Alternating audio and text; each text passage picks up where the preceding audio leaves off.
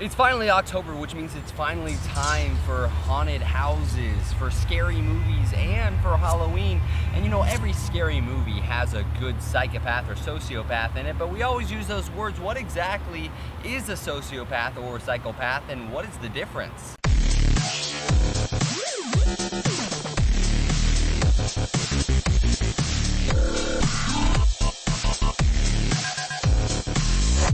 Hello and welcome to Drawing Board. I am your host, David Franklin, and today we're gonna get a little bit crazy. Every good murdering horror movie has a psychopath or a sociopath in it, and we use those words interchangeably most of the time, but believe me, there is a very big difference, but there are still some similarities, and we're gonna go ahead and start there. Psychopaths and sociopaths are both defined with having an antisocial personality disorder, which has 7 things that make it up. And in order to be officially considered having an antisocial personality disorder, you have to have at least 3 or more of these traits to officially be considered antisocial. First, you have to regularly break the law, or at least have a serious disregard for the law. Secondly, you constantly lie or deceive others. You're impulsive and don't plan ahead. You can be prone to fighting or aggressiveness. You have little regard for the safety of others. You're irresponsible. You can't meet financial obligations, and you don't feel remorse or guilt.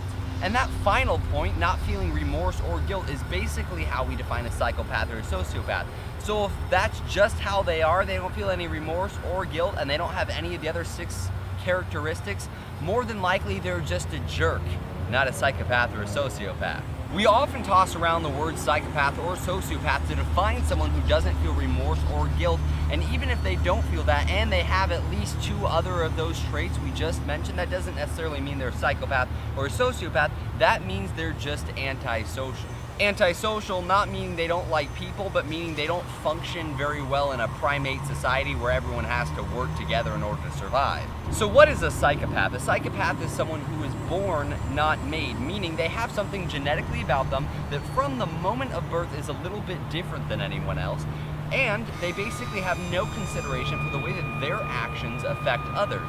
They have little to no empathy. They don't have the ability to think, man, if I kill your sister, it's gonna hurt you.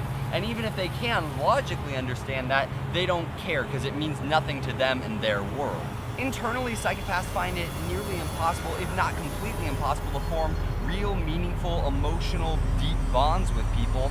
They mostly form artificial, topical relationships that mean basically nothing. Now that being said, that's how they feel on the inside. They're very, very good at planning things and thinking logically about the way that they behave. So a lot of times you'll see psychopaths living very normal, functioning lives where they have deep, meaningful relationships with, say, a spouse or kids or anything like that. That doesn't mean they actually feel it, but they go through the motions because that's what they're supposed to do. They can come across as very, very charming and well-educated. And usually if they're going to commit any crimes, they're going to do it in a very planned out way that minimizes their danger and their risk to themselves, because that's the number one thing to a psychopath.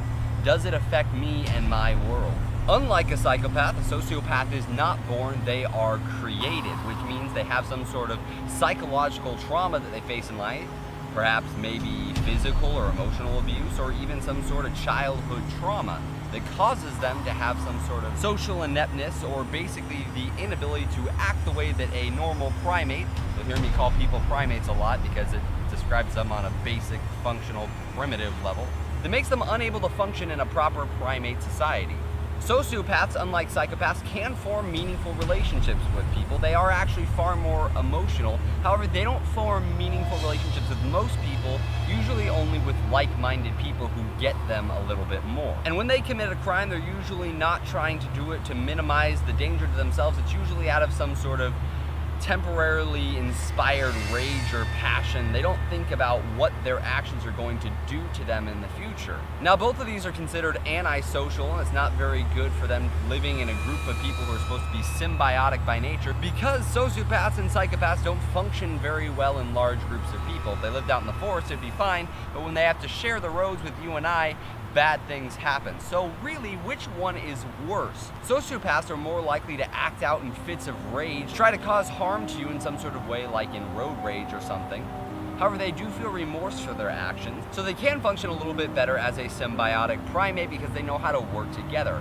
However, a psychopath feels no remorse at all, and they'll do basically anything as long as it doesn't come back to affect them. That being said, they can think very, very logically about things and think, if I do this, it could come back to bite me in the butt, and never do it in the first place.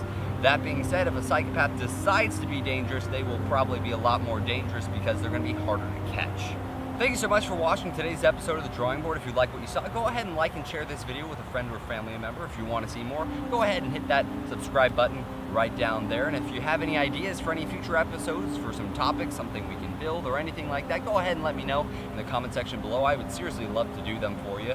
I have lots of great ideas that I plan to do in the future, but if you have any ideas for me, please, I'd love to do them.